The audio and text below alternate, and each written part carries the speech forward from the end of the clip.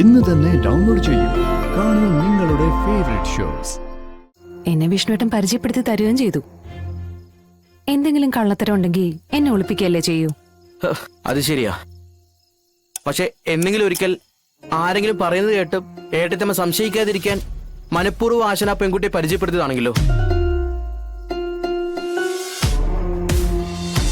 ആമേ പറ.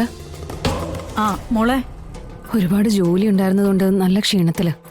ഞാൻ എന്താ വീട്ടിലേക്ക് ഇറങ്ങാൻ ഒരുങ്ങുമായിരുന്നു. അപ്പോഴാ അമ്മ വിളിച്ച. അപ്പൊ നീ വീട്ടിലേക്ക് പോയില്ലേ? എന്താ അമ്മേ, എന്തെങ്കിലും കുഴപ്പമുണ്ടോ? അല്ലെങ്കിൽ തന്നെ ഇന്ന് വല്ലാത്തൊരു ദിവസം. അപ്പോ മോള് കാര്യങ്ങളൊന്നും അറിഞ്ഞു കാണില്ലല്ലേ? എന്താ അമ്മേ, എന്താ കാര്യം? ശ്യാമ അവിടെ നിന്ന് വഴക്കുണ്ടാക്കി കൊച്ചിനെ കൊണ്ട് ഇവിടെ വന്ന് നിപ്പുണ്ട്. രോഹിത്തിനെ എന്തോ പണിയെ ഏൽപ്പിച്ചെന്നൊക്കെ അവള് പറയുന്നേ. ശ്യാമയ്ക്കിപ്പൊ എല്ലാവരോടും വൈരാഗ്യം അമ്മേ. എന്നോട് പോലും ഒരു വൈരാഗ്യ ചൊവ്വയോടെ മാത്രമേ അവള് സംസാരിക്കുന്നുള്ളൂ.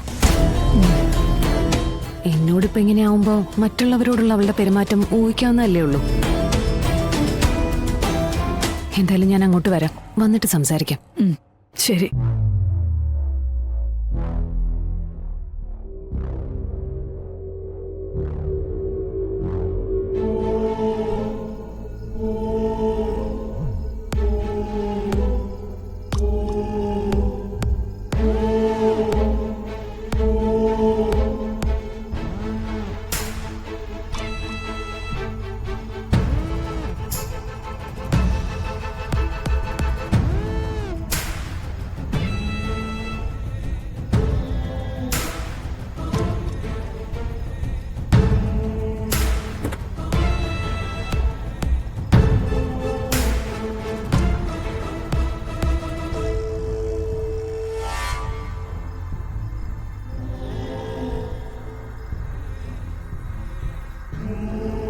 നീ ഇതുവരെ പോയില്ലേ? ഇല്ല, ഞാൻ ഒരു കാര്യം ഏട്ടത്തിയമ്മ അടുത്ത് പറയാൻ വന്നതാ. അത് പറയാതെ എങ്ങനെ പോകുന്നേ? എടാ, അത് പിന്നെ ഞാൻ അന്നേരത്തെ ഒരു ദേഷ്യത്തിന്. അയ്യോ, അതിലെനിക്ക് പ്രശ്നമൊന്നുമില്ല. ഏട്ടത്തിയമ്മ മൂക്കിൻ തുമ്പത്ത് ദേഷ്യമായിട്ടിരിക്കുമെന്ന് ഞാൻ മനസ്സിലാക്കണമായിരുന്നു. അത് എന്റെ തെറ്റാ. പക്ഷെ ഞാനിപ്പോ പറയാൻ വന്ന കാര്യം പറഞ്ഞില്ലെങ്കിൽ എനിക്ക് കിടന്ന ഉറക്കം വരില്ല. അതാ ഞാനിവിടെ കുത്തിപ്പിടിച്ച് നിന്നത്. എന്താ കാര്യം? എന്താന്ന് വെച്ചാ പറ. വേറൊന്നുമല്ല, ആശാനെ ഞാൻ കാണുന്നത് എന്റെ സ്വന്തം ഏട്ടനെ പോലെ തന്നെയാ. അതുകൊണ്ട് തന്നെയാ ഞാൻ ഏട്ടത്തിയമ്മ തികച്ചും വിളിക്കുന്നത്.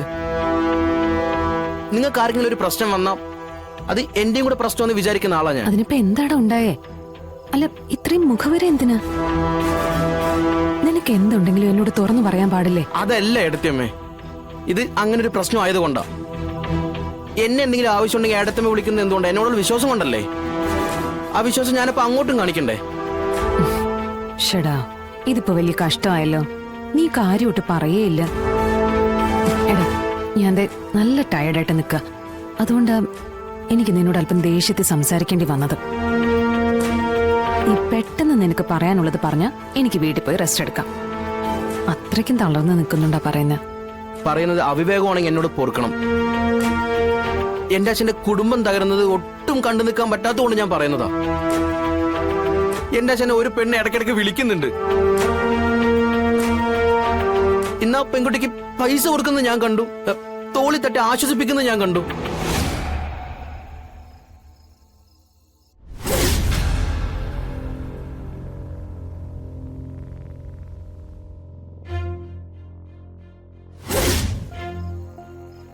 ഞാൻ ചോദിച്ചപ്പോ പരിചയമുള്ള ആളെന്നൊക്കെ പറയുന്നേ. എടാ, നീ നിന്റെ ആശാനെ കുറിച്ചായി പറയുന്ന. വിഷ്ണുവേട്ടന്റെ പോക്ക് മോശമാണെന്നാണ് നീ പറയുന്നത്. അയ്യോ, ഞാൻ അങ്ങനെയൊക്കെ പറയൂ?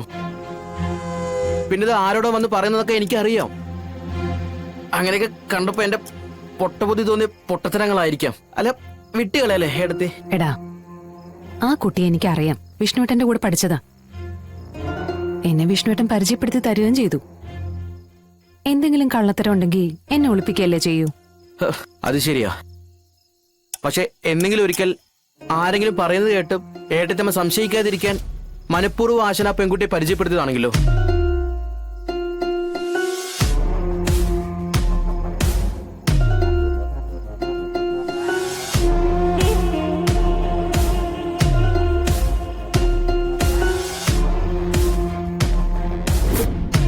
രേഷ്മേ, 5ാം ക്ലാസ്സിൽ വെച്ചേ നീ പഠിത്തം നിർത്തിയത് എന്തിനാണെന്നറിയോ? ആ അജയനെ തന്നെ കുളത്തിലേക്ക് എറിഞ്ഞതിന്. കാരണം എന്താ? അവൻ എന്നോട് ഇഷ്ടമാണെന്ന് പറഞ്ഞതിന്. നീ മറന്നാലും അതൊന്നും എനിക്ക് മറക്കാൻ പറ്റില്ല.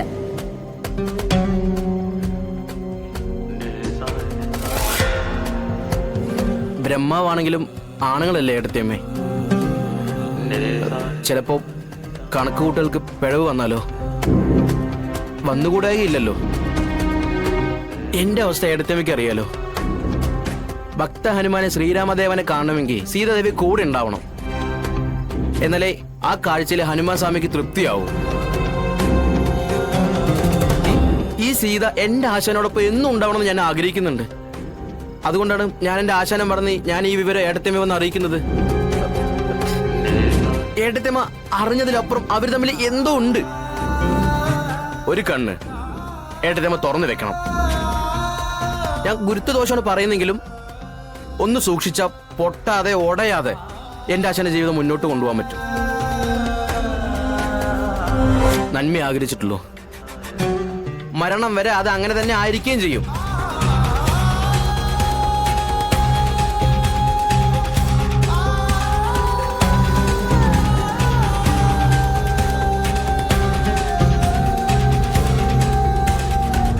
അങ്ങനെ പെട്ടെന്ന് മാഞ്ഞു പോകുന്ന കൂട്ടുകാരിയല്ല.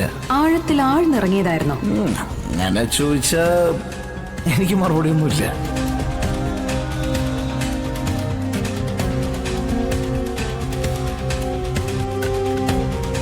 തന്നോടല്ലാതെ എനിക്കൊരു പെണ്ണിനോട് ഇഷ്ടം തോന്നിയിട്ടുണ്ടെങ്കിൽ അത് ഈ രശ്മിയോടായിരുന്നു.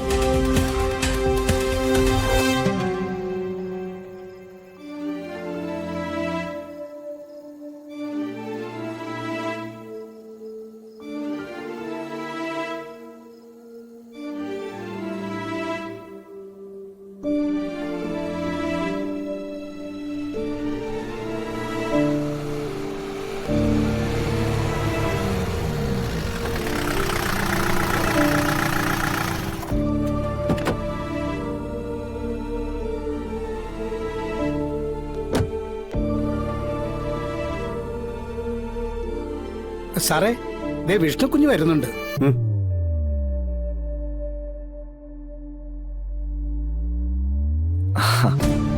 ഇതെന്താ ഇങ്ങനെ ഒരു ഇരിപ്പ്? മുഖത്തൊരു സന്തോഷമില്ലല്ലോ. എന്തുറ്റി വിളിച്ചടാ? അത് വലിയൊരു യുദ്ധം കഴിഞ്ഞിരിക്കുവാടാ. ഏ കാര്യം എന്താ പറയച്ച? ആര് യുദ്ധം ഉണ്ടാക്കിയെന്നായി പറയുന്നേ? ശ്യാമ, രോഹിത്തിന് നീ പുതിയ ജോലി കൊടുത്തൊന്നും അവൾക്ക് പിടിച്ചിട്ടില്ല. ഭർത്താവിനെ കൊലയ്ക്ക് കൊടുക്കാൻ വേണ്ടി മനഃപൂർവ്വം നീ അവനെ കൊണ്ടുപോയി പെടുത്തിയതാ. അതും പറഞ്ഞ് ഈ വീടെടുത്ത് തലകീഴാക്കി മറിച്ചിട്ട് അവള് പോയത്.